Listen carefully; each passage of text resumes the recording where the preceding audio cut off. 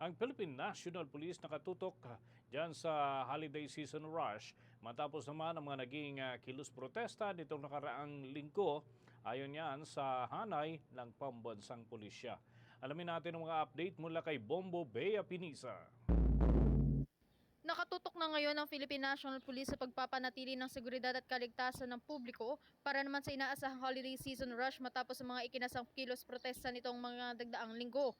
Ayon kay Acting Philippine National Police Chief Police Lieutenant General Jose Melencio Nartates Jr., nagsagawa na ng mga pagpupulong ang kanilang hanay at tinitignan na ang mga bagay na nakaapekto sa deployment ng pulisya para sa pagpapatupad ng seguridad sa mga nagdaang kilos protesta upang agad itong mabago at mas pagandahin pa ang mga magiging deployment sa mga susunod na kaganapan lalo na ngayong holidays. Okay.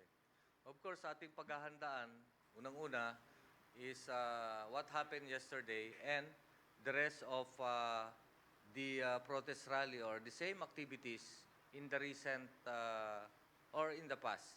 Such that paghahandaan natin yung mas magandang security operations. Yesterday, when I was at the command center, I gave instructions to the command group and the officers present there para mas maganda kasi nandun sila nagkikritik tayo, nakatitingin tayo sa deployment, what went wrong, what went well, such that in the coming activities ay mapapa-improve natin. Pagtitiyak naman ni Nartates sa mga pagbabago at preparasyon para sa deployment ay ipapatupad para matiyak na magiging maayos at ligtas ang publiko, motorista at maging mga bakasyonista sa panahon ng Kapaskuhan. Maliban naman dito, asahan na din ng publiko ang mas mabilis sa pagresponde at mas epektibong pagpapatupad ng assistance at maging security plan para sa panahon na ito. Will improve in the usual support that is needed and calibrated or responsive security plan that we can employ. So, titignan natin kung paano titimplahin or paano natin magagawa uli yung ganong klaseng preparation. And so, we have a lot of activities after that. We have our Christmas holiday season to ensure that yung bakasyonista natin, whether they are going out of their places, out abroad or coming from abroad, yung mga ating mga turista, matulungan natin, maprotektahan natin, and will ensure public safety as well as peace and order.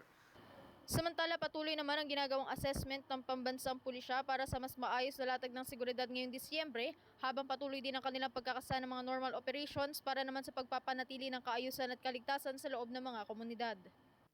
Mula dito sa Camp Crame sa Quezon City para sa Bombo Network News, ito si Bombo Bea Pinisa and this is Bombo Radio Philippines, the #1 and most trusted source of news and information. Basta Radio, Bombo! For the most trusted source of news and information, visit our website at www.bomboradio.com. Follow us on Bombo Radio mobile app, Facebook, YouTube, TikTok, and X, formerly Twitter. Like, share, and stay connected. Anytime, anywhere.